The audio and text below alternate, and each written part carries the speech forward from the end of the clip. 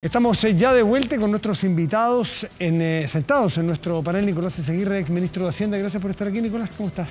Hola. Hola. José Ramón Valente, ex ministro de Economía. José Ramón, gracias por estar aquí también. ¿Cómo están? Buenas noches. Hola, Connie. Frente a frente.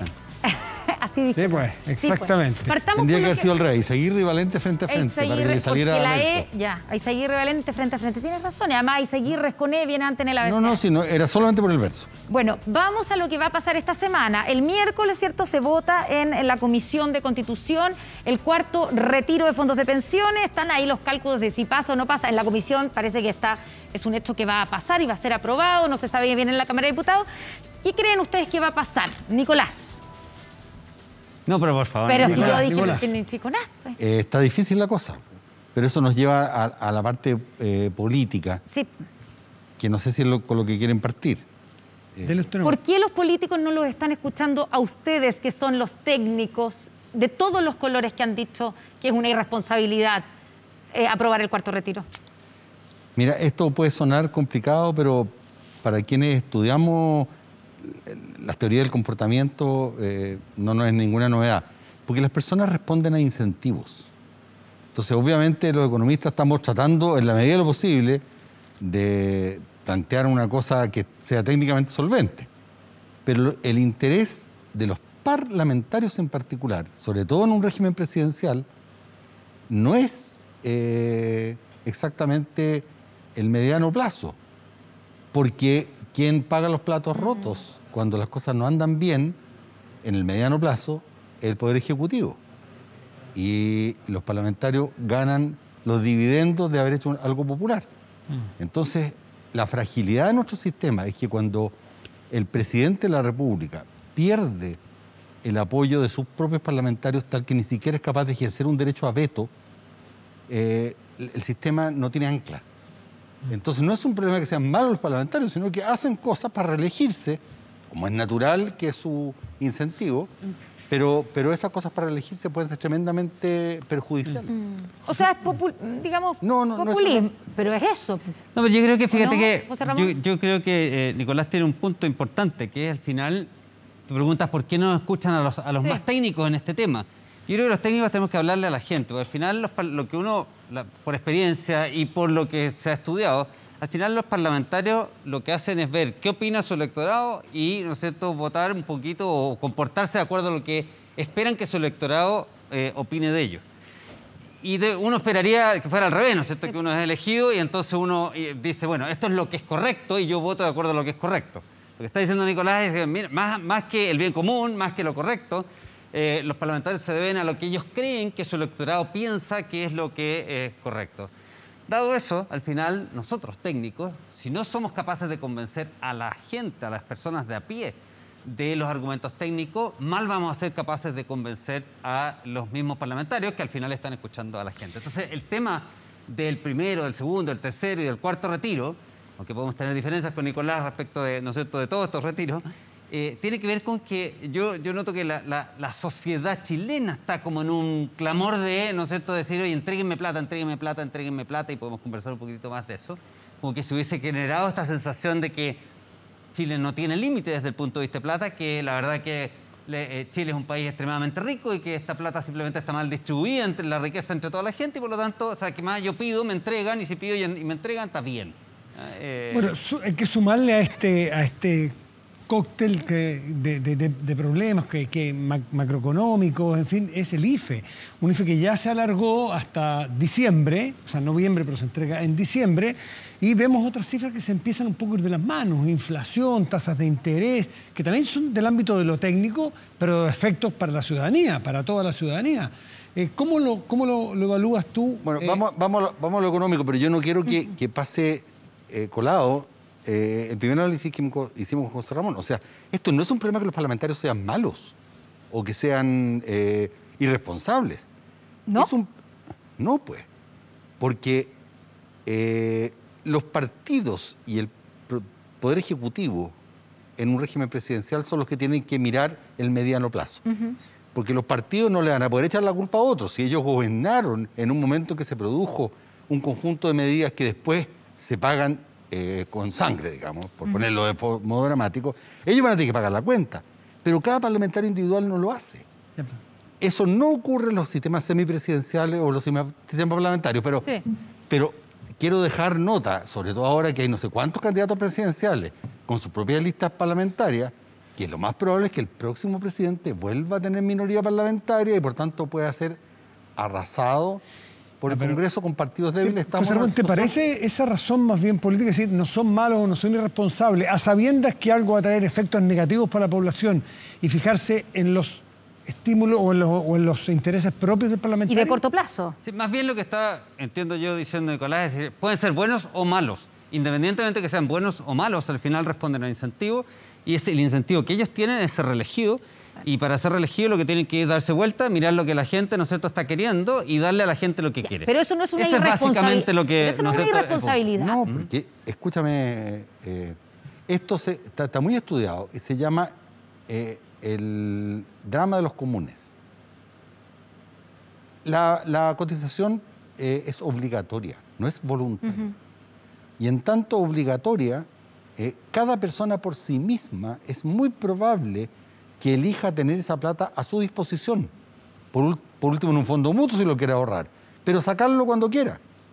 Está forzada por el Estado a meterlo en estos fondos de pensiones por una razón que es súper atendible, que es que las personas tienden a la imprevisión, a no ahorrar suficiente, y cuando llegan a la tercera edad, entonces, ¿cierto?, el resto tendríamos que financiarlo. Por eso las sociedades se han puesto de acuerdo desde fin de la Segunda Guerra Mundial en que las pensiones son obligatorias. Pero si tú quieres hacer una ley, dígale, usted quiere que su cuenta corriente, porque también nuestro sistema ha estimulado para fidelizar a los afiliados, que usted tiene casi un cajero automático en esta cuestión, te dan la cartola, cuánto te rindió, cuánto no te rindió. Entonces la gente dijo, bueno, yo quiero sacar mi plata, yo quiero hacerlo. Entonces los sistemas no funcionan así. Y el parlamentario va a decir, ¿qué prefiere la persona? ¿Sacar la plata o dejar la plata? ¡Sacar la plata! Pero bueno, pero estos incentivos, los gobiernos también tendrán incentivos, y este en particular, de no terminar el IFE. Le quedan pocos meses. ¿Para qué va a quedar en la historia como el que dejó de pagar IFE? Ahí también tiene efectos para la ciudadanía, más allá del gobierno de turno. ¿Qué va a pasar y qué está pasando con la economía con el IFE que se alargó hasta noviembre con entrega en diciembre? Mira, la suma del aumento en el gasto público que ha generado entre los gastos adicional que se hizo desde octubre del 2019 con el estallido, más todo lo de pandemia, incluyendo este último IFE, al final nos ha llevado a tener una idea. Chile, el presupuesto de la Nación en Chile el 2018, a ponerlo justo antes, ¿no es cierto?, del 19, era más o menos 60.000 millones de dólares y vamos a terminar este año, son números gruesos, ¿no es cierto?, cerca de 100.000 millones de dólares. O sea, hemos crecido en 40.000 millones de dólares. No tenemos cómo financiar año tras año ese crecimiento. Y por lo tanto, lo que se está poniendo en el fondo con las ayudas que se han dado, con este último IFE, lo que se está poniendo a prueba en adelante es decir, bueno, ¿y ahora qué? ¿El 2022, el 23, el 24, el 25, qué?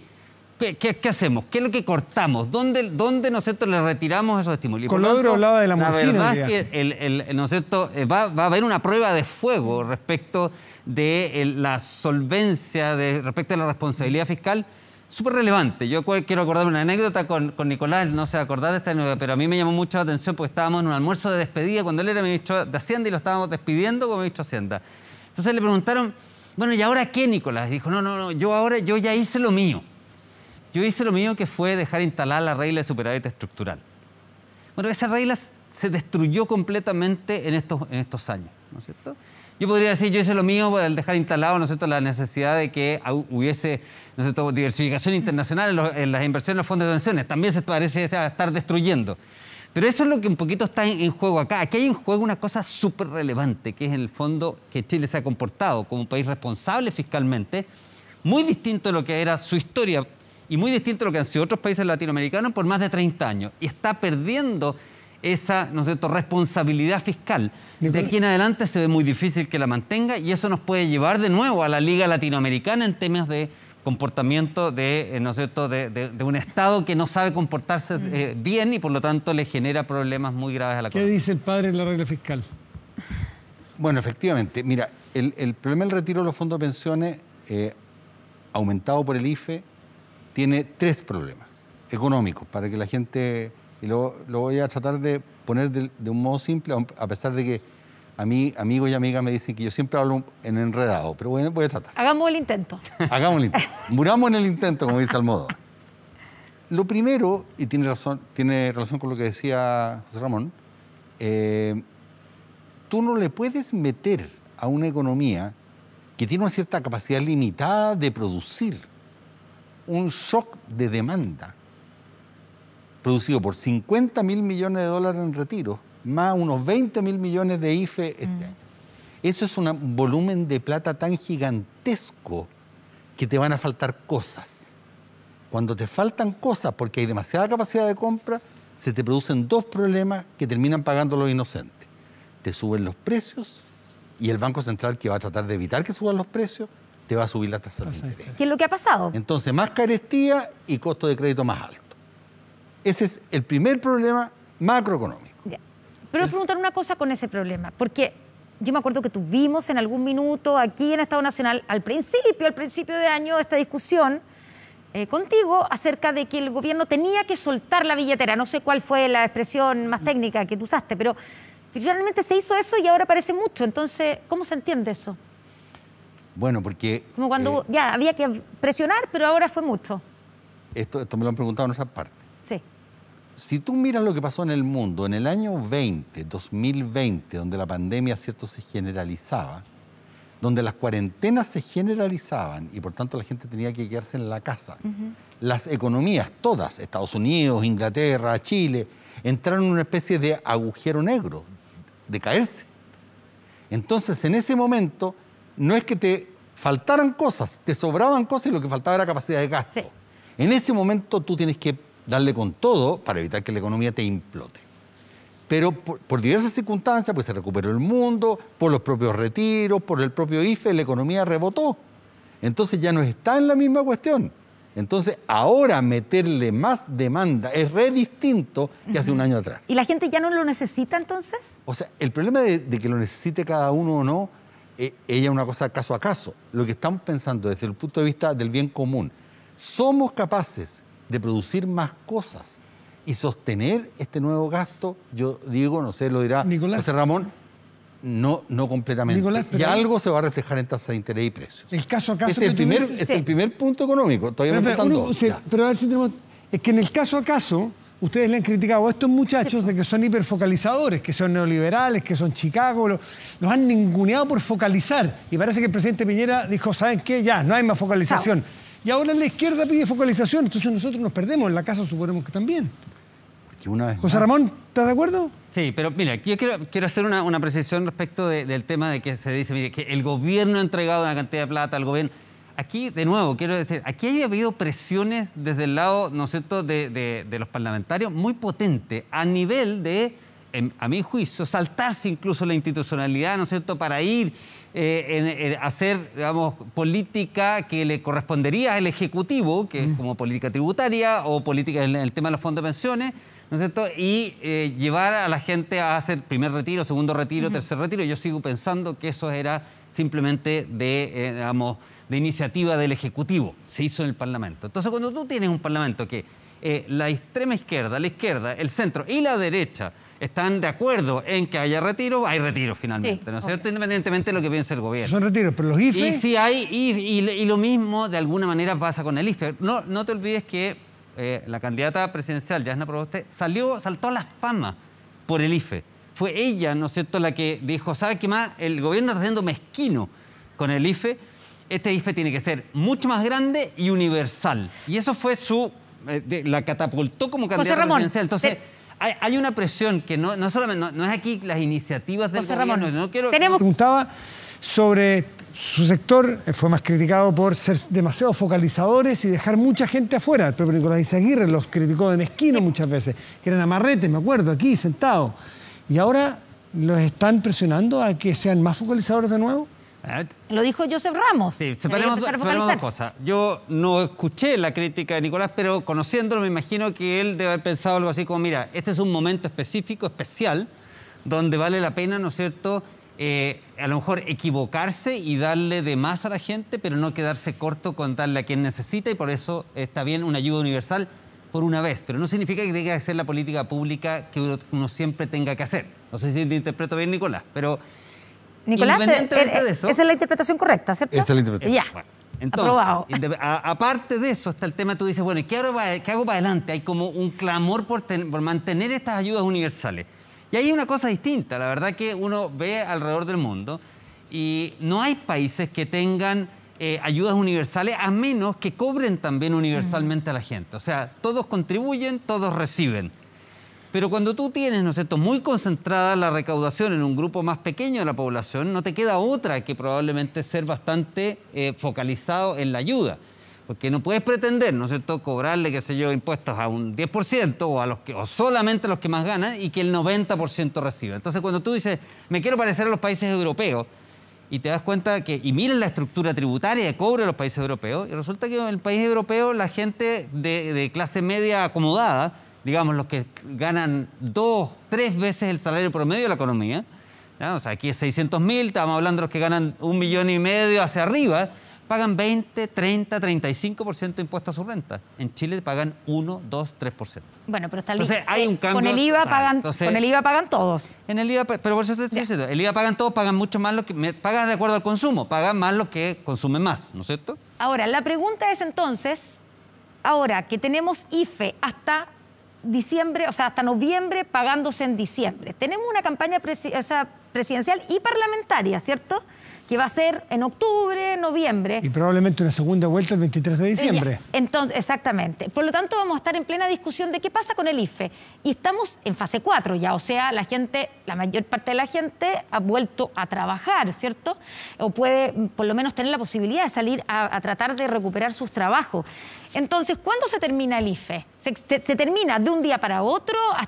¿Se paga por última vez al comienzo de diciembre? ¿Se extiende? ¿Se termina gradualmente? Argumente, señor Seguirre. A ver, es que esto, a mí me tocaba harto ir a medio de comunicación y entiendo la pregunta de ustedes. ¿Por qué antes ustedes decían ayudas universales, ahora dicen lo contrario? Parece que no tienen, digamos, consistencia. No, pues. Si el problema es que la economía es un animal vivo que depende...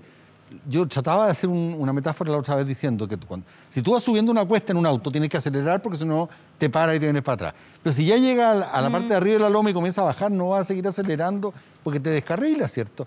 Entonces, ese es el problema fundamental. La última vez del IFE ahora, mínimos comunes, era abril cuando teníamos un recrudecimiento de la pandemia. Cuando tú tienes la pandemia recrudeciéndose y tienes cuarentenas generales, el problema no es focalizado, es común. Perfecto, pero eso ya pasó. Eso ya pasó. En el escenario que estamos ahora, hoy. ¿qué es lo que correspondería? ¿Sí? Lo que correspondería sería tratar de llegar a esas 800.000 familias, veamos la cifra del INE, yo creo que son unas 700.000 ya, que por razones más estructurales no están consiguiendo empleo y que lo tenían antes. Exacto.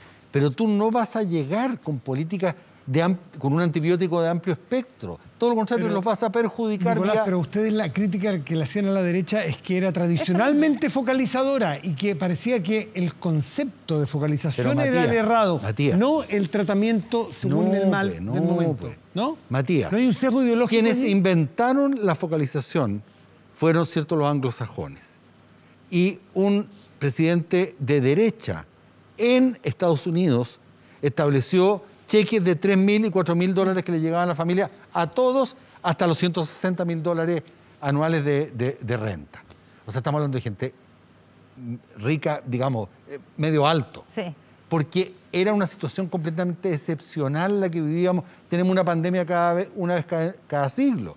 O sea, ahí no corresponde. La focalización es para ayudar a grupos particulares. Entonces, ¿qué hacemos ahora? ¿Cuándo terminamos el IFE? Ahora lo que yo creo que corresponde, pero yo entiendo que el ministro Cerda tiene un problema político. Si él pone demasiado poco IFE, el cuarto retiro se lo van a hacer. Y no quiere el cuarto retiro. Entonces está tratando de poner la plata que detenga a lo otro, porque ya la combinación de las dos cosas sí que es mala. Peor aún. Pero desde el punto de vista estrictamente de las necesidades, lo que tú tendrías que hacer, en mi opinión, es llegar a esas 900.000 familias, 800.000 familias, 700.000 familias, sobre la base de un suplemento. O sea, usted está con una situación carente, producto de que no se ha recuperado completamente su actividad, entonces el fisco le pone a una familia de 4 personas la diferencia para llegar a a 500.000 pesos. Eso es lo que habría que hacer. Yo creo no que hay un 500.000 buen pesos esfuerzo. urbi et orbi. Eso Yo es lo creo que hay que un buen esfuerzo del gobierno al poner este IFE laboral, que es en el fondo la línea de lo que dice Nicolás. Dice, mira, si usted encuentra trabajo, yo voy a facilitar que usted lo contraten. Si es que hay un trabajo ahí, ¿no es cierto? Yo voy a facilitar que lo contraten, entonces a usted lo contratan y yo le voy a dar como un suple del contrato. Es como crear un nuevo instrumento para las necesidades nuevas, que la necesidad nueva ahora es crear empleos, dado que está abierta la economía. Habría sido, ¿no es cierto?, mucho mejor que el IFE hubiese tenido un componente mucho más grande de ese tipo de medidas que haberlo dado universalmente. Pero el horno no estaba para bollos, digamos. Si básicamente tú puedes decir, oye, ¿por qué no el gobierno no lo hizo así? Bueno, porque lo habría planteado de esa forma y habría recibido un portazo del Parlamento, ¿no es cierto?, urbi et orbi, además, digamos, de todos los parlamentarios. Entonces, yo creo que el tema del IFE ya es agua que corrió. Lo que está para adelante ahora es cómo enfrentamos, como dije antes, 2022, 2023, 2024. Y yo creo que la prueba de fuego es el presupuesto que se va a discutir ahora. ¿Cuál es el ánimo, ¿no es cierto?, de responsabilidad fiscal hacia adelante que tienen nuestros parlamentarios al enfrentar este presupuesto? Pero Si este presupuesto, ¿no es cierto?, lo que pretende es mantener el nivel de gasto que hemos tenido en una emergencia, como ha sido el 2019 y 2020, hacia el 2022-2023, bueno, quiere decir que estamos, ¿no es cierto?, transformando en un Estado irresponsable desde el punto de vista de gasto. Bueno, eso va a ser es un tema en sí mismo, ¿eh? Sí. Largo, que es lo que se llama, los gringos le llaman el soft landing. O sea, tú tampoco puedes pegar un apretón fiscal brutal porque la economía se te puede... Además, nosotros podemos tener otro rebrote por el virus, por el Delta. Por la variante Delta, así que hay que tener cuidado. Ya está, fíjate que la economía, tú lo seguirás, la economía más desarrollada hoy día están de nuevo con malas señales, porque producto del rebrote del Delta en Estados Unidos, incluso en Israel, en Inglaterra, hay señales ya malonas. Entonces, esto hay que irlo viendo y hay que ir manejando la cosa con mucha delicadeza. José Ramón Valente y Nicolás Eyzaguirre, les agradecemos también la paciencia por la interrupción que tuvimos, por la justificada... Sí, pues valía la pena la emoción que tuvimos. Igual este tema no es de los más sexys que hay. Sí lo así es, que- sí lo es. Realmente, déjame decir Termina afectando al bolsillo de las Eso personas sí. y ahí sí se convierte en un tema Realmente sexy. yo me emociono cuando veo estas cosas, porque uno que se queja tanto. ¿Te das cuenta tú el pundonor, el tesón de esa mujer que quedó paralítica y seguir su vida adelante y ser lanzadora de bala? Pucha, ojalá tuviéramos todo ese tesón. ¿Cierto? Nicolás, José Ramón, Inspiradora. gracias por Muchísimas estar por aquí la esta invitación, noche. Nicolás. Un gusto verte. Connie, Cerramos. hacemos una pausa, ya volvemos. Nuestro panel político porque hay muchos temas de la semana. Espérenos, ya estamos de vuelta.